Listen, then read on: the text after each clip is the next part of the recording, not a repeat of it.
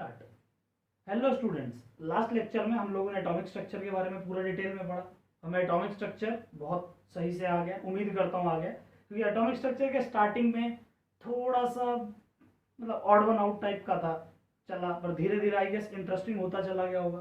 तो वहां से हमारे अब इंटरेस्टिंग पार्ट की शुरुआत होगी। यानी अब हमें क्या करना है, अब हम जितनी भी केमिस्ट्री पढ़ने वाले हैं सब उतनी ही इंटरेस्टिंग वे में चलती जाएगी। तो अब क्या है, देखो एक चीज तुम लोग समझ गए होगे मेरे साथ पढ़ने के, कि भाई जैसे जैसे मैं पढ़ाता जा रहा हूँ वैसे वैसे नोट्स रिवाइज करते रहो। और इवन मैं इकलौता मैं ये जानता हूँ, मैं एक ऐसा टीचर हूँ जो कि टॉपिक वाइज क्वेश्चन बच्चों को देता हूँ। मतलब जो मैं पढ़ा रहा हूँ उससे रिलेटेड क्वेश्चन ही तुम्हें दे रहा हूँ। तो तुम्हें क्या करना है, कुछ नहीं करना, सिर्फ लेक्चर देखना है और जो रिलेटेड क्वेश्चन दिए वो तुम्हें पढ़ना है। तुम्हें वो मेहनत नहीं करनी कि हाँ पढ़ लिया और क्वेश्चन ढूंढने पड़ रहे हैं भाई इससे इस टॉपिक के क्वेश्चन का। ऐसी तो कोई मेहनत तुम्हें करनी नहीं है, सब कुछ पढ़ो उसके मैं दे रहा हूँ, बस तुम्हें करना है। मेरे सब्जेक्ट में खासकर केमिस्ट्री जो मैं करा रहा हूँ उसमें एक चीज है, जितना मैं बोलता जा रहा हूँ उतना उतना जरूर करते जाओ। तुम उतना भी नहीं करोगे तो फिर कोई बेनिफिट वाली बात नहीं है। ठीक है, तो आज हम नेक्स्ट चैप्टर स्टार्ट करेंगे। और नेक्स्ट चैप्टर को स्टार्ट करने से पहले एक बार के लिए कुछ डाउट जो एटॉमिक स्ट्रक्चर से, एक या दो डाउट जो बच्चों ने मुझे बहुत व्हाट्सएप किए थे वो देख लेते हैं। एक ये था इलेक्ट्रॉनिक कॉन्फ़िगरेशन के ऊपर था, इलेक्ट्रॉनिक कॉन्फ़िगरेशन के ऊपर सवाल था कि भाई इलेक्ट्रॉनिक कॉन्फ़िगरेशन हमें निकालनी है। फॉर एग्जांपल मुझे सर आयरन की निकालनी है, Fe की, Fe की निकालनी है। Fe का एटॉमिक नंबर क्या होता है बेटा 26। एक बार के लिए हम स्ट्रेच वाली लिखते हैं, 1s2 2s2 2p6 3s2 3p6 4s2 3d6। ये हो गई, ठीक है, ये इलेक्ट्रॉनिक कॉन्फ़िगरेशन है। अगर तुम्हें निकालनी है किसकी, Fe+2 की निकालनी है, किसकी निकालनी है, +2 की निकालनी है। तो कॉन्फ़िगरेशन क्या होगी देखो, 1s2 2s2 2p6 3s2 3p6 4s2। एक बार आयरन की लिख दी मैंने, है ना, ये तो आयरन की है। देखो Fe में 26 का मतलब इसमें 26 इलेक्ट्रॉन है, हमने 26 भर दिए। लेकिन Fe+2 का मतलब क्या है, Fe+2 का मतलब क्या है कि इसमें कितने इलेक्ट्रॉन्स हैं, इसमें है 26 और जितना चार्ज है, +2 चार्ज यानी -2 कर देंगे। प्लस है, प्लस चार्ज आएगा तो माइनस करेंगे, माइनस चार्ज होगा तो प्लस कर देंगे। तो भाई इसमें कितने हो गए, 26 - 2 यानी 24 इलेक्ट्रॉन्स, यानी दो कम करने। और एक चीज याद रखना, जब भी ऐसा सिनेरियो आता है 4s और 3d में, तो हमेशा 4s में से डिडक्ट होता है, समझ लो भाई, किसमें, इसमें से डिक्रीज करते हैं, मतलब कम होते हैं 4s में से। 4s 3d में हमेशा 4s में होंगे, तो दो यहां से कम हो जाएंगे, 4s0 3d6 हो गए। बात समझ में आई है नहीं, क्या 4s0 3d6। मान लेते हैं कोई एक और एग्जांपल लेते हैं, मान लेते हैं ऐसा कुछ आ जाए, मतलब सोडियम है Na है, कॉन्फ़िगरेशन क्या हो जाएगी, atomic number 11 1s2 2s2 2p6 3s1।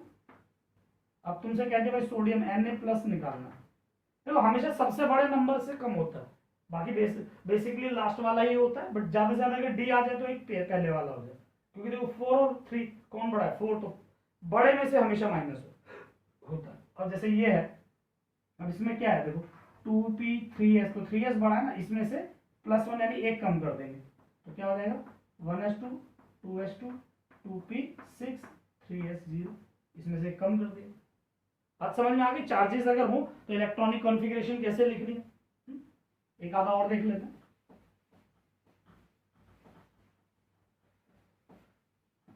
जैसे कि ये लेते हैं ऑक्सीजन लिए, ऑक्सीजन का एटॉमिक नंबर कितना है 8, कॉन्फ़िगरेशन 1s2 2s2 2p4 है। अब ऑक्सीजन में क्या है, मतलब दो इलेक्ट्रॉन लेने के बाद ऑक्सीजन O2- हो गया, तो अभी माइनस है तो चार्ज प्लस कर देंगे, 10 हो गया। भाई अगर माइनस है तो प्लस करते हैं इलेक्ट्रॉन, और अगर प्लस है, चार्ज प्लस है तो इलेक्ट्रॉन कम कर देते हैं। तो यहाँ पे 10 इलेक्ट्रॉन हो गए, कॉन्फ़िगरेशन 1s2 2s2 2p4, इतने तो 8 ही हुए, दो और बढ़ाने तो 2p6, ये कॉन्फ़िगरेशन होगा। बात समझ में आ गई या नहीं, कॉन्फ़िगरेशन कैसे लिखनी है। चार्जेस अगर प्लस है तो उतने इलेक्ट्रॉन कम कर दो, माइनस है तो उतने इलेक्ट्रॉन बढ़ा दो। और एक चीज विशेष रूप से मेनली मतलब ध्यान रखना, कब, जब 4s 3d वाली पिक्चर आए, बाकी तो कभी कोई दिक्कत आएगी नहीं, बस 4s 3d वाली अगर कभी सिनेरियो आता है तो हमें पहले 4s में से निकालना है, पहले 4s में से निकालना है, फिर 3d में से निकालना। बात समझ में आ गई या नहीं। चलो जैसे कि अब आ ही गया तो बता ही देते हैं। जैसे कि मान लेते हैं Fe तो बहुत हो गया, मान लो क्रोमियम लेते हैं Cr3+, पहले क्रोमियम लेते हैं, एटॉमिक नंबर 24 है, configuration 1s2 2s2 2p6 3s2 3p6 4s1 3d5, बेटा याद रखना एक्सेप्शन था ना 4s1 3d5 क्रोमियम का। अब क्रोमियम का मान लो एक स्पीशीज ली Cr3+, प्लस 3 का चार्ज यानी 3 इलेक्ट्रॉन निकालने, तो क्या हो जाएगा 1s2 2s2 2p6 3s2 3p6 4s और 3d, तो मुझे कितने निकालने 3, तो पहले 4 में से निकलेगा, तो 4 में तो एक ही है तो निकल गया बच्चा 0, तो कितने 3 निकालने, बट हमने तो अभी कितने निकालने हैं सिर्फ एक, तो अभी 2 बाकी है, तो अब वो इसमें से निकलेंगे, तो 5 में से 2 निकल गए तो कितने बचे 3, यानी 4s0 3d3, ये कॉन्फ़िगरेशन होगी क्रोमियम। तो उम्मीद करता हूँ अब सब क्रोमियम का बहुत आसानी से निकाल पाएंगे, किसी को कोई दिक्कत नहीं है।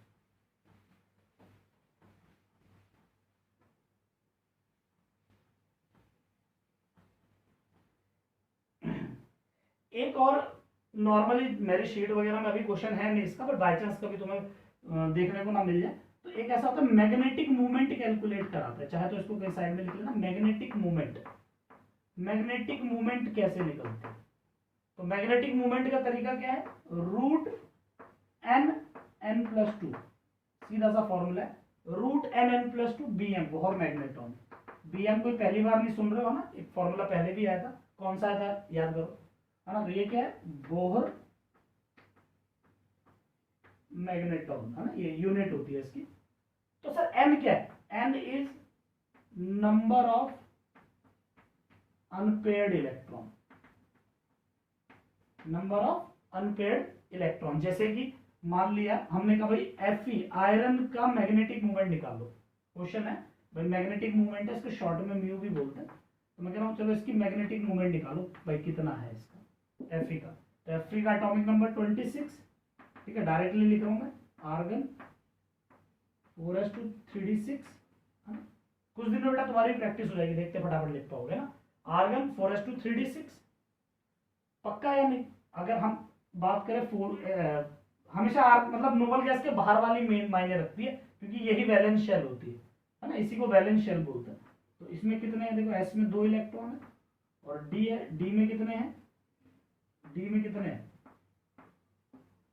इलेक्ट्रॉन है 6, चलो 6 इलेक्ट्रॉन भरो, मैंने बताया था पहले आधा भरेंगे 5, अब एक पेयर करना स्टार्ट करेंगे, एक पेयर हो गया, इसमें कितने हैं, पेयर तो एक ही है, और अनपेयर्ड कितने हैं 4 अनपेयर्ड, n क्या हो गया, n is number of unpaired electron, कितने अनपेयर्ड है 4, तो इसकी वैल्यू यहां डाल देंगे, मैग्नेटिक मूवमेंट क्या आ जाएगा √4 × 4+2 nn+2, तो ये आ जाएगा √4 24 नहीं आया पक्का ना, चलो एक और मैं यहां कर रहा हूं, बस खत्म करते हैं, है ना। मुझे मैग्नेटिक मूवमेंट निकालना है, लेट्स से Zn जिंक का लेते हैं, Zn2+ का लेते हैं, Zn2+ का, जिंक का एटॉमिक नंबर होता है बेटा 30, है ना, तो +2 के कारण 2 कम कर देंगे, 28 इलेक्ट्रॉन भरने हैं, इसकी कॉन्फ़िगरेशन हो जाएगी आर्गन 4s2 3d10, ये नॉर्मली 30 की होती है, 18 आर्गन 18 2 सल्फर के 20 और 10, ये टोटल 30 हो गए, बट हमें क्या करना है 2 कम करना है, तो 2 S से कम 4 में से कम होने वाले हैं, तो D10 बचा, तो S कितने हैं, S में 2 इलेक्ट्रॉन है, सॉरी 0 इलेक्ट्रॉन है, और D में कितने हैं, D में कितने इलेक्ट्रॉन है देखो 10, तो 1 2 3 4 5 6 7 8 9 10 है, यानी अनपेयर्ड इलेक्ट्रॉन कितने हो गए 0, मैग्नेटिक मूवमेंट क्या आ गया 0। बात समझ में आ गई या नहीं, श्योर, ये चीज भी साथ में वहां लिख लेना। और एक चीज और बता देता हूं कि जिसका मैग्नेटिक मूवमेंट 0 आता है ना, ऐसे सब्सटेंस को बोला जाता है डायामैग्नेटिक, है ना भाई, क्या है ये डायामैग्नेटिक सब्सटेंस है, मतलब डायामैग्नेटिक का मतलब क्या होता है अगर समझना ही है, ऐसे सब्सटेंस जिनमें जो मैग्नेट, जैसे ये कोई सब्सटेंस है, मैं कह रहा हूँ ये डायमैग्नेटिक है, तो इसके पास मैग्नेट लाऊं ना, तो ये कोई मतलब ये कोई, जैसे ये सब्सटेंस है ये मैग्नेट लाया, तो मैग्नेट के लाने से ये कोई ना अट्रैक्शन देगा ना रिपल्शन, मतलब कोई कुछ शो नहीं करेगा, मतलब है ना, नील बटा सन्नाटा, मतलब कोई ना अट्रैक्शन ना रिपल्शन। बट पैरा ये जिसका मैग्नेटिक मोमेंट कुछ आ जाता है ना, नॉन जीरो, यानी जिसका मैग्नेटिक मोमेंट क्या हो, नॉन जीरो, उसे हम बोलते हैं पैरा मैग्नेटिक सब्सटेंस। उसे क्या बोलते हैं, पैरामैग्नेटिक सब्सटेंस होता है। पैरामैग्नेटिक क्या है, जैसे ये सब्सटेंस है, ये मैग्नेट लेके आया, तो अगर ये इसके पास अट्रैक्ट हो रहा है, मैग्नेट के पास आ रहा है, थोड़ा सा अट्रैक्ट हो रहा है, थोड़ा सा, मैं नहीं कह रहा बहुत ज्यादा, थोड़ा सा जो अट्रैक्ट हो रहा है, तो उसे बोलता है पैरामैग्नेट। और जो कुछ नहीं कर रहा वो डायमैग्नेट। पक्का है नहीं? तुम कहोगे सर लोहे को चुंबक के पास लाओ तो चिपक जाता है, बेटा वो भी मैग्नेटिक है, बट वो फेरोमैग्नेटिक है, वो बहुत ज्यादा स्ट्रॉन्ग मैग्नेट होता है। बट नॉर्मली केमिकल्स की बात करें तो क्या होता है, पैरामैग्नेटिक या डायमैग्नेटिक। बात समझे? जैसे बोलोगे सर ये आयरन है, तो आयरन नो डाउट पैरामैग्नेटिक है, और हमारे पास चुंबक के पास ही अट्रैक्ट होता ही है।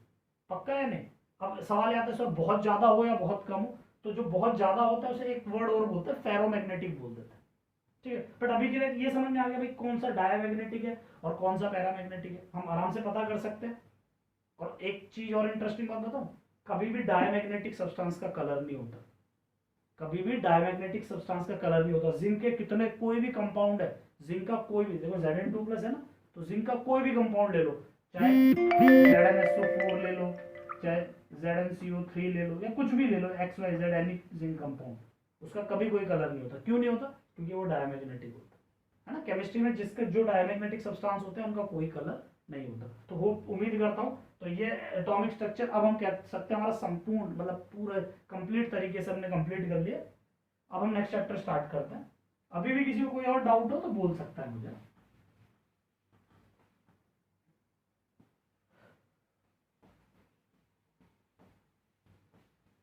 हम नया चैप्टर स्टार्ट करते हैं। नया चैप्टर हमारा कौन सा है, chemical bonding and its structure, NCERT part 1। ठीक है, तुम्हारा एनसीईआरटी पार्ट 1 पार्ट फर्स्ट का चैप्टर नंबर 4 है chemical bonding and its structure. Bonding पढ़नी है और उसके स्ट्रक्चर के बारे में पढ़ना है। चैप्टर नंबर 4 है, काफी अच्छा चैप्टर है, काफी कुछ सीखने को भी इसमें मिलेगा ना।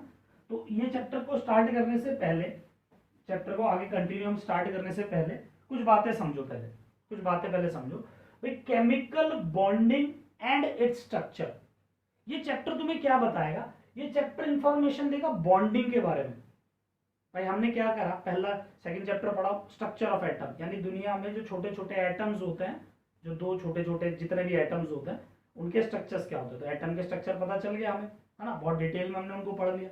अब बात होती है ये दो जब एटम एक दूसरे के पास आते हैं, लेट्स से फॉर एग्जांपल एक ये हाइड्रोजन है और ये दूसरा हाइड्रोजन है, तो ये दोनों एक दूसरे के पास, मतलब ये दोनों आपस में कोई बॉन्ड वॉन्ड बनाते हैं या नहीं, मतलब ये जो दो एटम है वो एक दूसरे के, जैसे मान लो मैं नेचर में गया, मैंने कहा मुझे हाइड्रोजन चाहिए, मैं नेचर से हाइड्रोजन लेके आया, तो मुझे नेचर में सिर्फ एच तो नहीं मिलेगा, मुझे नेचर में एच किस फॉर्म में मिलेगा, hydrogen in form of H2, hydrogen molecule के फॉर्म में मिलेगा, हाइड्रोजन एटम के फॉर्म में नहीं मिलने वाला, किसके फॉर्म में मिलने वाला है, मॉलिक्यूल के फॉर्म में मिलने वाला है ना। तो ये मॉलिक्यूल का मतलब क्या है भाई, दो hydrogen are attached with a bond, मतलब ये दो हाइड्रोजन एटम एक दूसरे के साथ बॉन्ड से जुड़े हुए हैं। यानी कैसे कोई दो एटम एक दूसरे के साथ बॉन्ड से जुड़ते हैं, या दो मॉलिक्यूल या दो आयंस, या कैसे कोई दो सब्सटेंस, दो स्पीशीज एक दूसरे के साथ जुड़ती है, वो इंफॉर्मेशन देगा केमिकल बॉन्डिंग। यानी केमिकल बॉन्डिंग में हमें ये पता चलेगा कैसे दो एटम एक दूसरे के साथ जुड़ते हैं। डन। सेकेंड इंफॉर्मेशन इस चैप्टर से क्या मिलने वाली है, and its structure. For example मान लेते हैं एक बहुत सिंपल सा एग्जाम्पल है, हमने लिया मिथेन, सब सुनते हैं CH4, है ना, 10th में पढ़ा भी होता है मिथेन, है ना। मिथेन का जो एक कार्बन है, एक कार्बन वो कितने 4 हाइड्रोजन से साथ जुड़ा हुआ है। एक कार्बन क्यों 4 हाइड्रोजन के साथ ही जुड़ता है, ये है केमिकल बॉन्डिंग, ये बॉन्डिंग बताएगी, है ना। अब बात है इसकी ज्योमेट्री, यानी इसका स्ट्रक्चर, उसका मतलब है कि क्या नेचर में, मान लो हमारे जो जो मीथेन गैस होती है, वो मीथेन जो गैस है, वो मीथेन गैस के रियल में ऐसी ही होती है, एक कार्बन पे से 4 हाइड्रोजन। एक्चुअली मीथेन रियलिटी में कुछ इस तरीके से एग्जिस्ट करता है। हम बात करेंगे इसके स्ट्रक्चर्स कैसे होता है, ये इनके स्ट्रक्चर्स होते हैं, यानी कि ये रियल में इसकी स्ट्रक्चर है, ये इसकी ज्योमेट्री है, रियल में कैसे है, ये इसका स्ट्रक्चर है ना, और ये इसकी बॉन्डिंग है। क्या मेरी बात कुछ कुछ समझ आ रही है या नहीं? यानी हमें इस चैप्टर में बॉन्डिंग पढ़नी है, यानी कैसे दो एटम जुड़ते हैं और जुड़ने के बाद वो रियल में 3 डायमेंशनली कैसे स्ट्रक्चर बनाते हैं। पक्का? जैसे एक बार और समझो, जैसे एक एग्जांपल और लेते हैं फिर आगे चैप्टर स्टार्ट करेंगे। जैसे कि मान ले हम पे CO2 है, कार्बन डाइऑक्साइड। कार्बन डाइऑक्साइड में एक कार्बन पे 2 ऑक्सीजन जुड़े होते हैं। मान लो एक ऐसे जोड़ दिया, कैसे जोड़ दिया, कैसे भी जोड़ दो, ऐसे लगा दिया तुमने, या किसी का मन करा नहीं सर मैं ऐसे नहीं बनाऊंगा, मैं ऐसे बनाऊंगा, ऐसे बना दे बेटा, ये बॉन्डिंग है, रियल में ऐसे ही होता है। ये सिखाएंगे चैप्टर के दौरान, तुम्हें पता चलेगा कि कैसे होता है ये है। लेकिन जब बात करेंगे स्ट्रक्चर की, भाई नेचर में जो CO2 है, जो मैं नाक से CO2 छोड़ रहा हूँ, वो CO2 में एक कार्बन 2 ऑक्सीजन है, वो रियल में कैसे उनका स्ट्रक्चर है, रियलिटी में कैसे स्ट्रक्चर है, वो हमें बताता है कि भाई वो ये होता है। यानी ये मैं कैसे बना रहा हूँ, ये इस चैप्टर में तुम लोग सीखोगे कि भाई इस चैप्टर में हम बॉन्डिंग के साथ डील करेंगे, और जो बॉन्ड हम बनाएंगे उन बॉन्डिंग के स्ट्रक्चर्स के बारे में डील करेंगे कि वो जो बॉन्ड है उनके रियल में स्ट्रक्चर्स कैसे। बात समझ में आ गई? जो बॉन्ड है उनके स्ट्रक्चर कैसे। मैं एक बार और रिपीट कर देता हूँ कि जब हम बॉन्डिंग की बात कर रहे होते हैं उस वक्त पे हम कैसा भी स्ट्रक्चर बनाए हमें कोई फर्क नहीं पड़ता।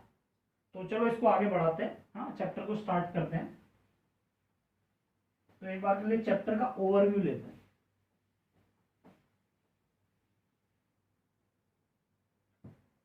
भाई पहला, बॉन्ड्स क्या होती है ना, जैसे कुछ बातों के सवाल, कुछ सवाल है पहले, इनके जवाब फिर बात करेंगे। बॉन्ड्स क्या होती हैं? What are bonds? Why bonds are formed?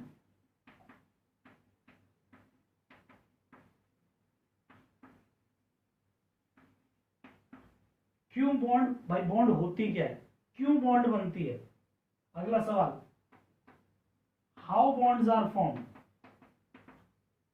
पहला बॉन्ड होती क्या है, फिर बॉन्ड बनती ही क्यों है, तीसरा बनती है तो कैसे बनती है, चौथा टाइप्स ऑफ बॉन्ड, कितने टाइप की बॉन्ड होती है।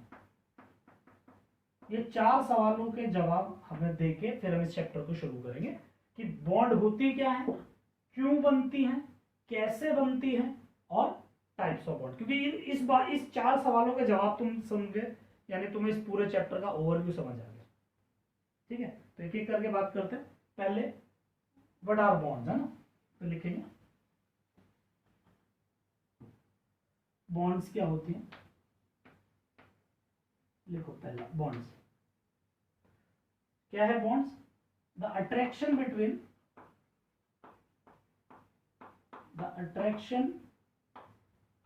बिटवीन टू atoms, molecules या ions in a chemical species,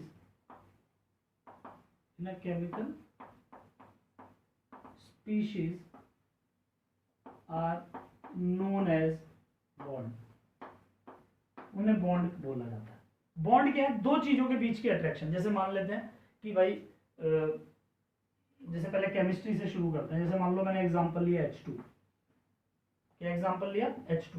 तो मुझे पता ना एक हाइड्रोजन है और इस हाइड्रोजन के साथ दूसरा एक हाइड्रोजन अटैच है, तो ये 2 हाइड्रोजन क्या है कि एक दूसरे के साथ अट्रैक्ट हो गए। क्यों हुआ है सर, कैसे हो रहे हैं, वो तो बाद की सवाल है ना। अभी सवाल है कि बॉन्ड होती क्या है। तो बॉन्ड का मतलब क्या है? जैसे हाइड्रोजन के 2 एटम थे, उन दोनों के बीच में एक अट्रैक्शन हो गई, है ना। मान लो क्लास के 2 बच्चे हैं, दोनों में अट्रैक्शन हो गई, तो दोनों में अट्रैक्शन हो गई, बोलेंगे दोनों के बीच में बॉन्ड बन गई। बात समझ में आ गई? यानी जब भी 2 एटम, 2 मॉलिक्यूल, 2 आयन, किसी भी 2 चीजों के बीच में, है ना, मान लो तुम्हारे मेरे बीच में, किसी भी 2 चीजों के बीच में अगर अट्रैक्शन हो गई तो बोला जाता है इन दोनों के बीच में बॉन्ड। रिपल्शन, बॉन्ड में रिपल्शन नहीं होती, बॉन्ड में क्या होती है? अट्रैक्शन होती है। यानी 2 चीजों के बीच में कभी भी अट्रैक्शन हो रही है तो बोलेंगे हाँ जी इनके बीच में क्या हो गई? बॉन्ड हो गई। तो जैसे ये हाइड्रोजन है, दोनों के बीच में अट्रैक्शन है, तो क्या बोलेंगे कि ये एक बॉन्ड बन गई है। पक्का है नहीं, है ना। जैसे कि मान लेते हैं, एक और एग्जांपल लेते हैं, जैसे H2 को ले लेते हैं, है ना। ये शायद यहाँ पे ले लेता हूँ ताकि एक मतलब क्लियर हो जाएगा तुम्हें। चलो ऐसे ले लेते हैं, हीलियम ले लेते हैं, है ना। तो हीलियम और हीलियम के बीच में अट्रैक्शन होती है, बहुत वीक होती है बट होती है। जैसे पानी मैंने लिखा था तो चलो लिख ही देता हूँ, वरना कहोगे सर क्या कर रहे हो। पानी का एक मॉलिक्यूल पानी के दूसरे मॉलिक्यूल को भी तो अट्रैक्ट करता ही है। अब एक ग्लास पानी में जितने पानी के मॉलिक्यूल है, मानो पानी में H2O है, ठीक है, तो ठीक है बिल्कुल H2O है, ये रहा H2O है, तो एक ऑक्सीजन है, दो हाइड्रोजन है, ठीक है, ये तो हम पढ़ते आ रहे हैं छोटी क्लास से, नो डाउट। एक ऑक्सीजन एक हाइड्रोजन को अट्रैक्ट कर रहा है, ये ऑक्सीजन इस हाइड्रोजन को भी अट्रैक्ट कर रहा है, बिल्कुल हो रहा है। लेकिन क्या पानी पानी को भी तो अट्रैक्ट करता है? तभी तो, ऐसा नहीं होता ना तो एक गिलास पानी लेकर फूंक मार देगा तो पानी हवा में उड़ जाता सारा। क्यों? क्योंकि सारे एटम अलग अलग होते हैं उसके तुम्हारे हिसाब से, बट नहीं है ना, molecules also attract each other, तो यहाँ पे भी कोई ना कोई बॉन्ड होगी, पक्का है नहीं, यहाँ पे भी एक बॉन्ड है। जैसे NaCl है, नमक हम जानते हैं, नमक में क्या है, एक Na प्लस होता है, Cl माइनस होता है, ये भी एक दूसरे को अट्रैक्ट करते हैं, इनमें भी एक अट्रैक्शन है। तो ये दीज ऑल आर बॉन्ड्स, इन्हीं को क्या बोला जाता है, बॉन्ड। ये सब के सब बॉन्ड है, इन्हीं को ही बॉन्ड कहते हैं, जो दो चीजों को अट्रैक्ट करवाते हैं, है ना। ये दीज ऑल आर बॉन्ड्स, इन्हीं सबको बॉन्ड बोला जाता है ना। ये जो है ये दीज ऑल आर बॉन्ड, भाई नाम अलग अलग है, ठीक है, जो कि हम पढ़ेंगे टाइप्स ऑफ बॉन्ड में, जैसे कि ये कोवेलेंट बॉन्ड है, ये कोवेलेंट बॉन्ड है, ये वंडरवॉल अट्रैक्शन है, ये वंडरवॉल अट्रैक्शन है, ये आयनिक बॉन्ड है, वो हम एक एक करके नाम पढ़ेंगे। बट अभी के लिए एक आइडिया पड़ गया, व्हाट आर बॉन्ड्स। बॉन्ड्स क्या होता है, the attraction between two atoms, molecules या ions in a chemical species. कोई केमिकल, भाई केमिकल ही तो है, H2 NaCl केमिकल तो है, पानी केमिकल ही तो है, तो केमिकल्स में दो चीजों के बीच की जो अट्रैक्शन होती है उसे बोला जाता है बॉन्ड। भाई अब जैसे अर्थ है, अर्थ ऐसा थोड़ी होता है, मान लो ये सन है ना, सन के चारों तरफ ये अर्थ घूम रहा है ना, तो ये अर्थ और सन के बीच में भी तो एक अट्रैक्शन है, तो इसको भी बोला जाएगा एक बॉन्ड है। तो बॉन्ड कहने का मतलब क्या है, दो चीजों के बीच की जो अट्रैक्शन होगी उसे बोला जाता है बॉन्ड, पक्का। चलो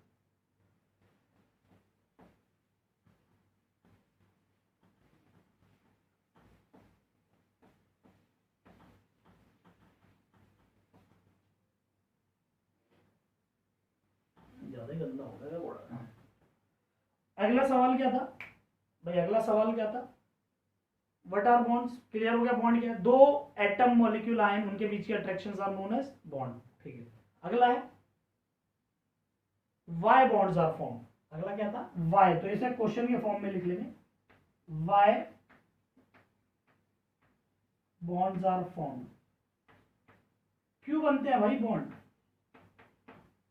यानी हाइड्रोजन हाइड्रोजन के बीच में जो ये बॉन्ड बनी, क्यों बनी भाई, नहीं बनती, रहने देते, नहीं बनाते, क्या फर्क पड़ रहा है, बट बन रही है, क्यों बन रही है, नेचर बना रहा है ना भाई। मैं थोड़ी घर में दो हाइड्रोजन लाके चिपका चिपका के फेंक रहा हूँ, या CO2 में बाहर से कार्बन ऑक्सीजन ला रहा हूँ चिपका के फेंक रहा हूँ, नहीं ना भाई, तो नेचर बना रहा है, तो क्यों बना रहा है, why bonds are form, bond बनते क्यों है, ठीक है। तो बॉन्ड्स बनने का एक लौता एक कारण है, इकलौता एक कारण है, क्या है,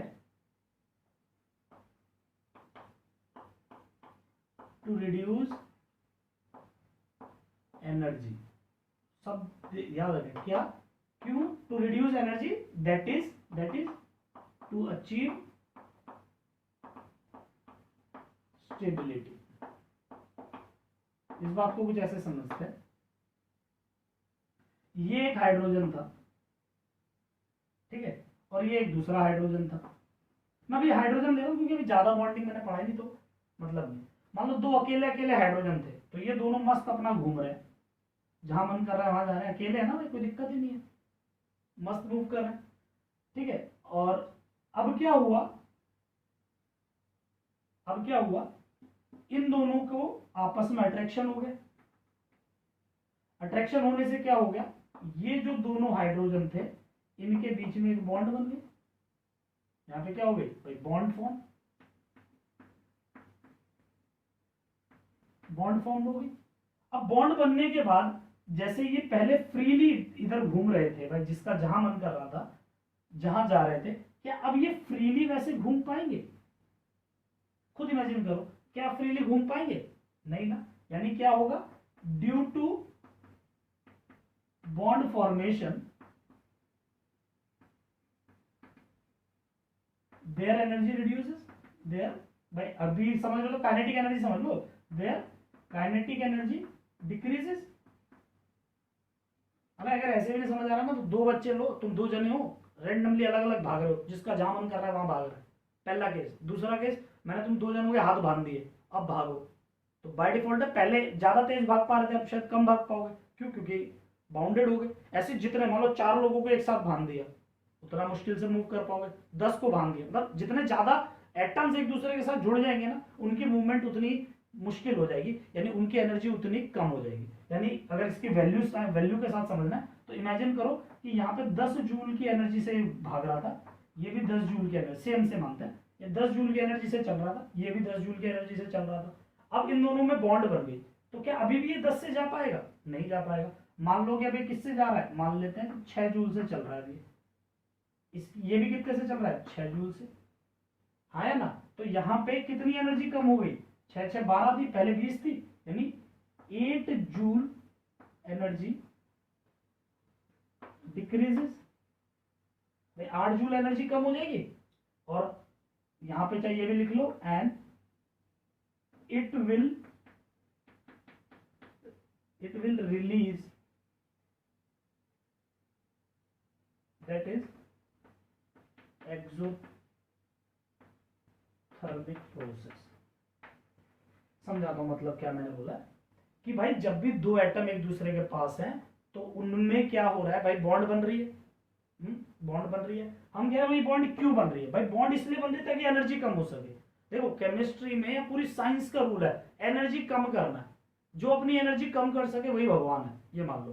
तो अगर ये अभी 10-10 यानी बहुत तेजी से मूव कर रहे हैं, और रियलिटी में 10-10 मत याद कर लेना है, तो समझाने के लिए मैं 10-10 बोल रहा हूँ कि ये 10-10 से अपना मूव कर रहे हैं, अभी ये 10-10 जूल से एनर्जी से दोनों मूव कर रहे हैं। अब इन दोनों की एनर्जी क्या हो गई, कम हो गई, यानी अब कितनी है 12, पहले कितने थे 20, तो एनर्जी कम कर ली ना। तो बॉन्ड क्यों बना रहा है, टू रिड्यूस एनर्जी, एनर्जी को कम करने के लिए, है ना। और एनर्जी को क्यों कम कर रहा है, टू अचीव स्टेबिलिटी। भाई जितनी कम एनर्जी होगी उतने ज्यादा स्टेबल कोई भी मॉलिक्यूल हो सकता है, पक्का या नहीं? भाई जितनी कम एनर्जी उतनी ज्यादा स्टेबिलिटी, श्योर। और मैंने एक चीज और भी यहाँ पे बताई है कि भाई जब एटम बॉन्ड बना लेते हैं ना तो उनकी एनर्जी कम होती है, तो जितनी एनर्जी कम होती है ना वो एनर्जी हमेशा रिलीज हो जाती है। नहीं समझे? अभी के लिए ऐसे समझो, जितनी एनर्जी बॉन्ड फॉर्मेशन के कारण कम होती है ना, उतनी जितनी एनर्जी बॉन्ड फॉर्मेशन के कारण कम होती है वो सारी एनर्जी रिलीज हो जाती है। यानी कि इस बात से क्या पता चलता है कि इस बात से क्या पता चल रहा है, एक स्टेटमेंट यहां पे लिखेंगे हम, है ना। ये मैं बता रहा हूं कि बार बार काम आएगा, मुझसे ध्यान रखना ना। मुझसे केमिस्ट्री पढ़ो, मैं पक्का बोलूंगा बॉन्डिंग में पढ़ो, मैंने हेडलाइन बनाई थी ना, तो तुम्हारे नोटबुक में नीचे नहीं लिखना है, नोटबुक के बिल्कुल ऊपर है, ऊपर लिखना है इस बात को, क्या, bond formation is always an exothermic process.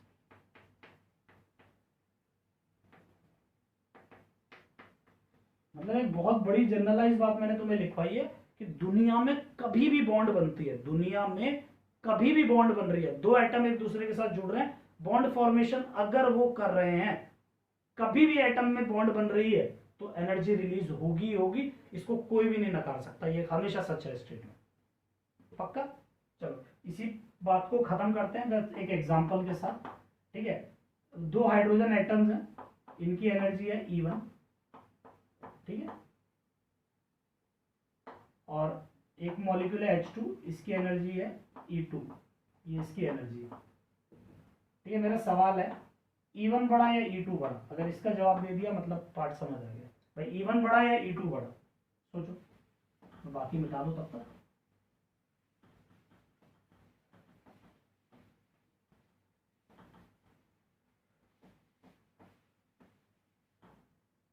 मुझे दूसरा डस्टर लाना पड़ेगा, नहीं तो और गंदा करता है मूड। चलो आज तो इसी से एडजस्ट करें। कौन सा बड़ा भाई, E1 बड़ा या E2 बड़ा? भाई E1 बड़ा है ना। क्यों? E2 के बाद जब बॉन्ड बन गई, भाई इसने बॉन्ड बना के ये बनाया ना, तो जब बॉन्ड बन गई तो एनर्जी कम होने वाली है। क्यों? क्योंकि बॉन्ड फॉर्मेशन एक्सोथर्मिक है, तो इसकी एनर्जी कम होगी, क्योंकि रिलीज होती है ना, तो एनर्जी रिलीज मतलब निकल गई तो बचेगी कम, तो E1 E2 में E2 कम E1 ज्यादा। अब समझ में आ गया होगा। आगे देखते हैं, व्हाट आर बॉन्ड्स, समझ आ गया बॉन्ड्स क्या है, पक्का। चलो सेकंड सवाल क्या था हमारा, why bonds are form, bond क्यों बनते हैं? एनर्जी कम करने के लिए, अपनी स्टेबिलिटी बढ़ाने के लिए। पक्का? देखो 9th-10th वाली कुछ बातें होंगी ना भाई, इलेक्ट्रॉनिक आउटर मोस्ट में 8 करना है या कुछ ऐसी बातें गणित याद हो, सब भूल जाओ क्योंकि सब मिसकंसेप्ट बन जाएंगे, है ना। बेस्ट है इसी पे ध्यान दो। चलो आगे देखें, तीसरा क्या है, how bonds are form, how bonds are form, भाई बॉन्ड कैसे बनते हैं। अगला सवाल है बॉन्ड कैसे बनते हैं, हाउ बॉन्ड्स आर फॉर्म। अब इस बात का जवाब एक नहीं है। बॉन्ड क्या होते हैं? अट्रैक्शन। कैसे बनते हैं, क्यों बनते हैं? एनर्जी कम करने के लिए। डायरेक्ट आंसर दे रहा हूं ना मैं। लेकिन how bonds are form, bond कैसे बनते हैं, इसको 3 लोगों ने अपनी अपनी थ्योरी देके समझाया। पहला है कॉसेल लुईस कंसेप्ट, है ना। यही तो हमें इस चैप्टर में एक एक करके पढ़ना। तो कॉसेल लुईस ने बताया बॉन्ड कैसे बनते हैं, है ना, जो कि हमने पढ़ा भी है कि कोवेलेंट बॉन्ड है ना, एक एक इलेक्ट्रॉन होता है, शेयर करा लेता है, सुना ही होगा ना। तो ये लुईस का ही कंसेप्ट है, लुईस ने बताया था ऐसा ऐसा करते हैं। बात समझ में आ गई या नहीं?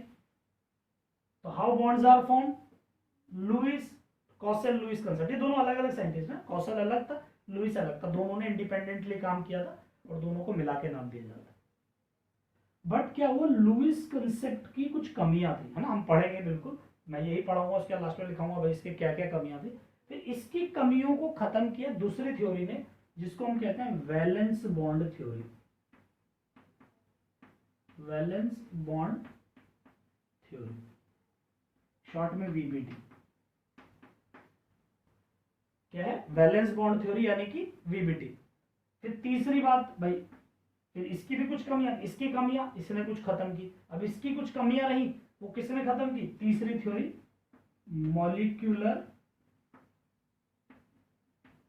ऑर्बिटल थ्योरी, है ना, यानी कि एमओटी। यानी बात क्या थी सर, बॉन्ड्स कैसे बनते हैं? भाई कोई एक जवाब नहीं है, 3 लोगों ने अपने अपने हिसाब से बताया। लुईस कॉसेल का अलग तरीका है, कह रहा है भाई ऐसे बॉन्ड बनते हैं। वीबीटी कह रहा नहीं सर ऐसे बॉन्ड बनते हैं। एमओटी कह रहा नहीं बॉन्ड ऐसे बनते हैं। ठीक है, तो इन तीनों की बातें हमें सुननी है ना। इस एक्चुअली शुरुआत यहाँ से होगी, ये कुछ बातें बताएगा, उसमें कमियां थी, फिर ये करेगा, फिर इसकी कमियां थी, ये पूरी करेगा।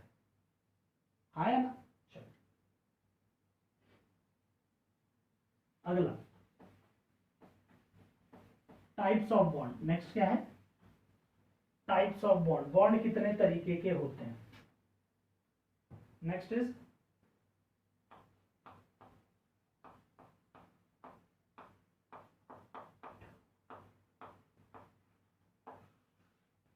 टाइप्स ऑफ बॉन्ड, बॉन्ड कितने तरीके के होते हैं, है ना।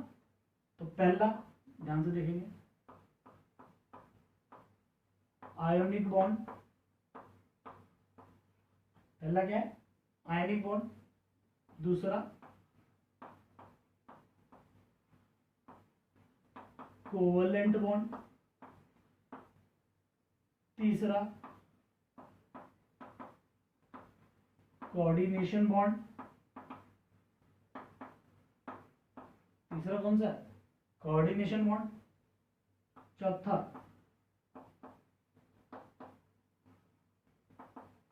Metallic bond.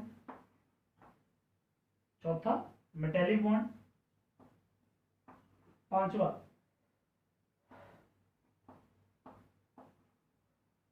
Van der Waals bond. और सिक्स्थ इज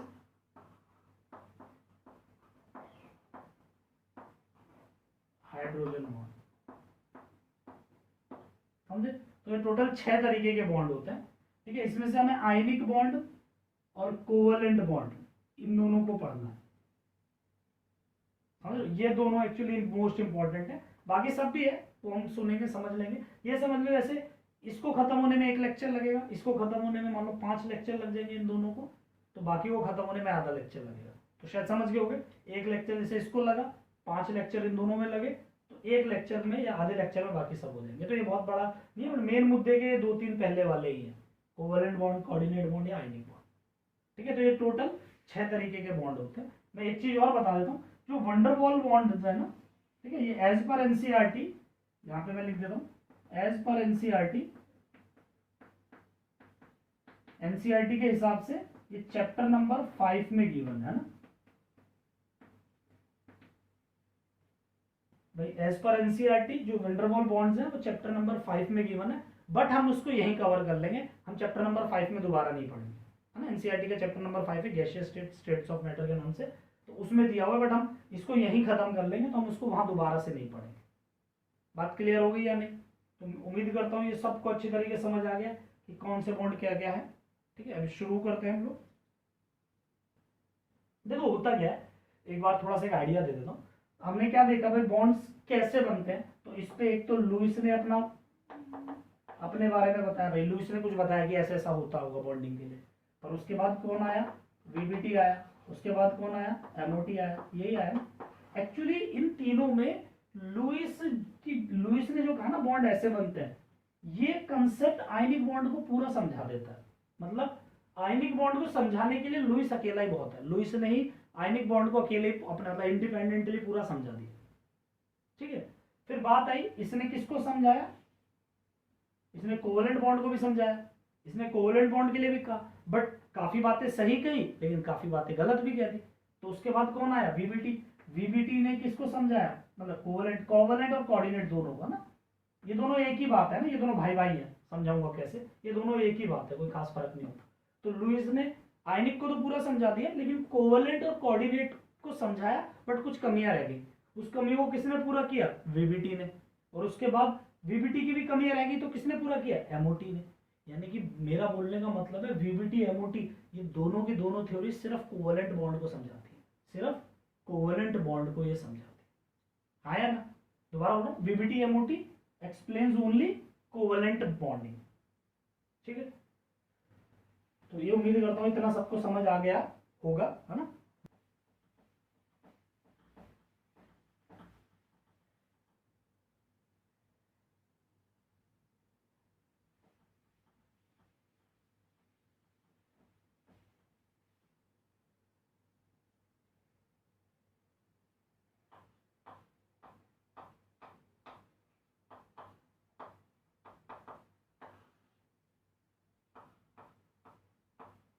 कॉसेल लुईस कंसेप्ट, हम किसको समझ रहे हैं अभी, कॉसेल लुईस कंसेप्ट को हमें समझना है, इसी के ऊपर बात करते हैं। ये ओ के ऊपर 2 डॉट बने होते हैं ना, शायद उनकी भाषा में लिखते होंगे ऑक्सीजन के ऊपर 2 डॉट, अपने नहीं लिखते, बट कॉसेल लुईस कंसेप्ट है ना, इसको करते हैं। तो इससे पहले कुछ बातें देख लेते हैं, है ना। एक होता है लुईस सिंबल, है ना, कुछ डेफिनेशंस हैं, इनको समझो पहले। क्या होता है लुईस सिंबल, पहला लुईस सिंबल, लुईस सिंबल का मतलब क्या है, to represent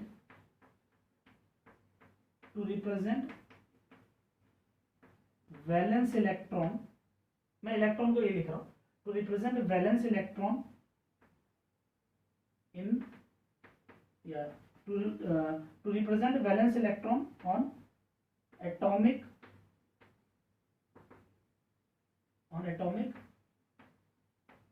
symbol of an atom या element, है ना, of an atom using dot or cross is known as Lewis symbol, है ना।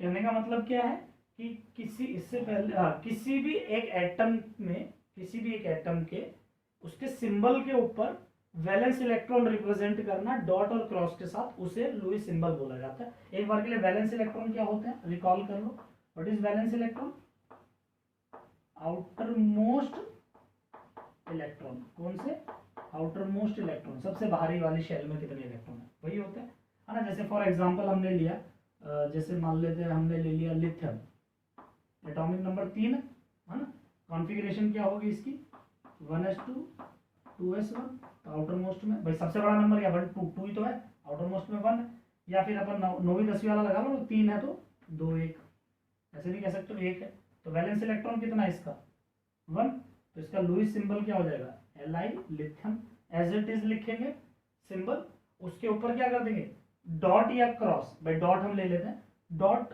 कितने डॉट लेंगे जितने वैलेंस इलेक्ट्रॉन, इसमें एक वैलेंस है तो एक डॉट लगा देंगे, ये लुईस सिंबल है। जैसे कि ऑक्सीजन ले लिया, एटॉमिक नंबर 8, कॉन्फ़िगरेशन क्या हो गई 1s2 2s2 2p4, है ना। बड़े नंबर कौन से 1 या 2, आगे वाला देखते हैं 1 या 2, 2 है ये बड़ा है, तो इसमें कितने 2 और 4 6 है ना। वैसे तो ऐसे ही बोला 2 6, तो 6 है 2 और 6, तो इसका सिंबल क्या हो जाएगा, ऑक्सीजन का सिंबल एज इट इज, और इस पर क्या करना है 6 डॉट्स लगाने हैं, ये लुईस सिंबल है। पक्का या नहीं, यही क्या है हमारा लुईस सिंबल। ऐसे अगर हम देखें लिथियम ऑक्सीजन, जैसे मान लेते हमने ले लिया सोडियम ले लिया, सोडियम का एटॉमिक नंबर 11 है, कॉन्फ़िगरेशन क्या हो जाएगी, ठीक है 1s2 2s2 2p6 3s1, देखो सबसे बड़ा नंबर 3 है तो 3 1, 3 में एक इलेक्ट्रॉन है, और वैसे भी लिखना चाहो तो 2 8 1 आया ना, तो वैलेंस इलेक्ट्रॉन कितने हैं 1, इसमें कितने हैं 6, तो इसमें वैलेंस इलेक्ट्रॉन 1 है, तो इसका सिंबल क्या हो जाएगा सोडियम पे एक डॉट, ये लुईस सिंबल हो गया। तो मैं लुईस सिंबल लिखना सिखा रहा हूँ ना। मान लेते हैं हमने सिलिकॉन ले लिया, सिलिकॉन का एटॉमिक नंबर कितना है 14, कितना है 14, तो 14 हो गया, तो क्या करेगा ये देखो configuration 1s2 2s2 2p6 3s2 3p2, सबसे बड़ा नंबर 3 है, तो 3 में कितने हैं 2 और 2 4 है, वैलेंस इलेक्ट्रॉन 4 हो गए, या तुम 284 भी कर सकते हो भाई, 14 है तो 284, तो इसका सिंबल क्या हो जाएगा सिलिकॉन पे 4 1 2, तो तुम चाहो तो क्रॉस भी ले लो ना, सारे ही डॉट हो गए, ये क्रॉस ले लो, तो ये लुईस सिंबल है। पक्का या नहीं, श्योर। एक आधा और लिखना चाहो तो लिख लो, है ना। जैसे मान लेते हैं हमने सल्फर लिया, एटॉमिक नंबर 16, सल्फर 16, ठीक है, तो क्या हो जाएगा, चलो थोड़ा जल्दी वाला लिखते हैं 286 हो गया, ये 28 वाला सिर्फ 20 तक वैलिड रहता है ना, 286 हो गया, तो सल्फर पे कितने आने वाले हैं 6 आने वाले हैं, 1 2 3 4 5। अब ये लगाना तुम्हारी श्रद्धा है, जैसा मन करे वैसे लगाओ ना, उसके पीछे कोई रोल नहीं है। मतलब क्लोरीन लिया, एटॉमिक नंबर 17 है, क्या हो गया 287, तो 7 है, तो क्लोरीन के आउटर मोस्ट में 7 बना देंगे। पक्का है नहीं। एक लास्ट और ले लेते हैं, कैल्शियम एटॉमिक नंबर कितना है 20, कॉन्फ़िगरेशन क्या हो गई 2882, है ना। जब तुम 1s2 2s2 चेक कर लो यार, कैल्शियम पे कितने हैं 2, तो ये लुईस सिंबल है। तो पहला हमने क्या लिखा है कॉसल लुईस कंसेप्ट में, पहले तुम्हें देखना है लुईस सिंबल, लुईस सिंबल आ गया। पक्का है नहीं, चलो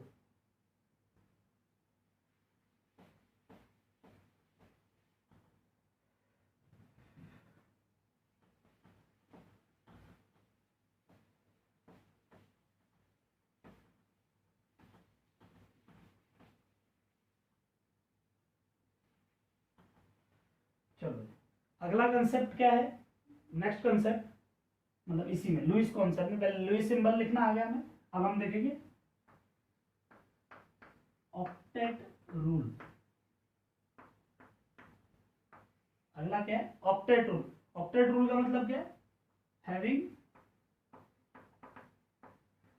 8 electron in the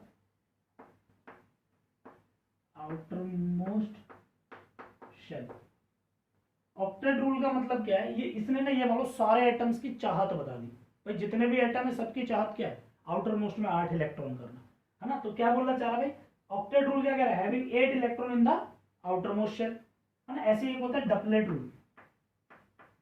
डपलेट rule, doublet rule क्या कहता है, having 8 electron in the outermost shell. 8 कहां से आ गया भाई, 2 है ना, डपलेट मतलब 2 electron in the outermost shell. But duplet rule क्या कह रहा है, 2 इलेक्ट्रॉन आउटरमोस्ट शेल में होना चाहिए। और यहाँ पे ये भी लिख लेंगे वैलिड, भाई ये डपलेट रूल किस किस के लिए वैलिड होता है, सिर्फ हाइड्रोजन, हीलियम, लिथियम और बेरिलियम, है ना, इन 4 के लिए ही वैलिड है। बाकी इसके अलावा जितने भी हैं, और रिमेनिंग के लिए जितने भी बच गए उन रिमेनिंग के लिए क्या वैलिड है, ऑक्टेट रूल है ना, ऑक्टेट रूल इज वैलिड। कहने का मतलब हाइड्रोजन, हीलियम, लिथियम, बेरिलियम इन चार के लिए तो डबलेट रूल वैलिड है, बाकियों के लिए ऑक्टेट रूल वैलिड है ना। तो ये तो उसने कुछ बातें कही भाई, 3 बातें उसने कही। लुईस सिंबल कैसे लिखते हैं, ओके। उसके बाद ऑक्टेट रूल उसने एक वर्ड बताया भाई, ऑक्टेट रूल आउटर मोस्ट में 8 इलेक्ट्रॉन होने चाहिए, डबलेट रूल आउटर मोस्ट में 2 इलेक्ट्रॉन होने चाहिए, और डबलेट रूल सिर्फ इन 4 के लिए लगेगा, ठीक है। अब इसका कंसेप्ट सुनो, इसने क्या कहा, इसने बॉन्डिंग के लिए कंसेप्ट क्या कहा।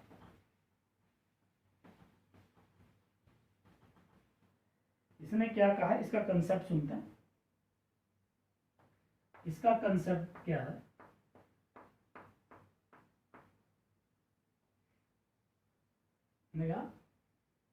an atom can donate, an atom can donate accept की स्पेलिंग ही गलत है ना, डोनेट, एक्सेप्ट या शेयर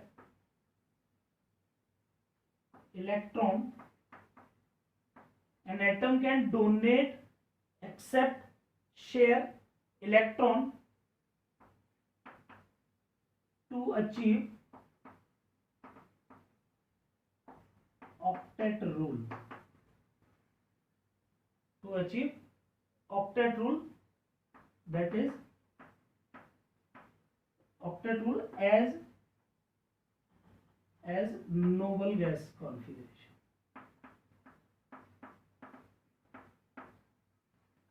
इसने क्या रूल बताया, इसकी बातें सुनना है ना। इसने क्या कहा है कि कोई भी एटम है वो डोनेट कर सकता है, इलेक्ट्रॉन दे सकता है, ले सकता है, शेयर कर सकता है, कुछ भी कर सकता है। मतलब एक एटम चाहे वो कितना भी नीचे गिर सकता है, कुछ भी कर सकता है, किस लिए, अपने आप मतलब अपने आउटर मोस्ट में 8 इलेक्ट्रॉन करने के लिए, अपने आउटर मोस्ट में 8 इलेक्ट्रॉन करने के लिए वो कुछ भी कर सकता है।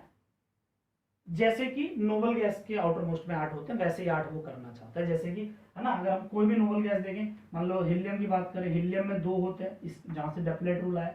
नियॉन की बात करें तो आउटर मोस्ट में 2 8 होते हैं। आर्गन की बात करें तो आउटर मोस्ट में 2 8 8 होते हैं। तो देखो इनकी आउटर मोस्ट में 8 या 2 है ना, तो यहीं से रूल आया कि हर कोई चाहता है, जैसे हमारे लिए कोई एक आइडियल होता है ना भाई, ये हमारा आइडियल है, ऐसे ही केमिस्ट्री के जो एटम्स है उनके लिए आइडियल कौन है, नोबल गैस। कौन कह रहा है, लुईस कह रहा है भाई, मैं नहीं कह रहा, लुईस कह रहा है कि उनके लिए आइडियल कौन है, नोबल गैस। तो वो चाह रहा है कि नोबल गैस जैसा वो बने। तो जैसे नोबल गैस के आउटर मोस्ट में 8 या 2 है, ऐसे सारे एटम क्या चाहते हैं, अपने आउटर मोस्ट में 8 या 2 कर। ये बात उसने बोली। अब इसी की मदद से उसने आयनिक बॉन्डिंग समझाने लगा, पूरा डिटेल में समझा दिया। कोवेलेंट बॉन्ड समझाने लगा, बट आधा ही समझा पाया, कुछ कमियां रह गई। बात समझ में आ गई या नहीं। तो लुईस का कंसेप्ट मुझे लगता है सबको समझ आ गया क्या है ना भाई, आउटर मोस्ट में 8 होने चाहिए। अब इसी को इसने आयनिक बॉन्ड में कैसे समझा, लेक्चर ज्यादा लंबा नहीं कर रहा हूं, तो बस हेडिंग डाल के छोड़ रहा हूं, बट इसी को समझो ना क्या बोला उसने। अब हम यहाँ पे देखेंगे आयनिक बॉन्ड, कौन सा, आयनिक बॉन्ड।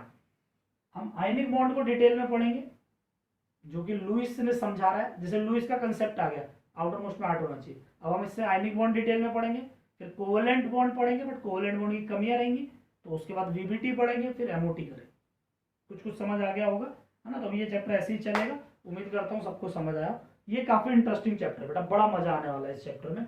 वैसे तो मजा देखो एटॉमिक स्ट्रक्चर में भी आता है, बट एटॉमिक स्ट्रक्चर पहला फिजिकल का चैप्टर हो जाता है। अब मुझे देखो एटॉमिक स्ट्रक्चर कराना ही पड़ा, वरना 11th के नए बच्चों को शायद मैं स्टार्टिंग में यही चालू कराना चाहिए था मुझे। बट एक्चुअली एटॉमिक स्ट्रक्चर करने के बाद तुम्हें ये ज्यादा अच्छी तरीके से समझ आएगा, है ना। तो इतना भरोसा रखो, बहुत बढ़िया होगा। ठीक है, कोई दिक्कत हो तो बेटा बेझिझक कॉल किया करो, मैसेज किया करो। ठीक है, चलो बाय।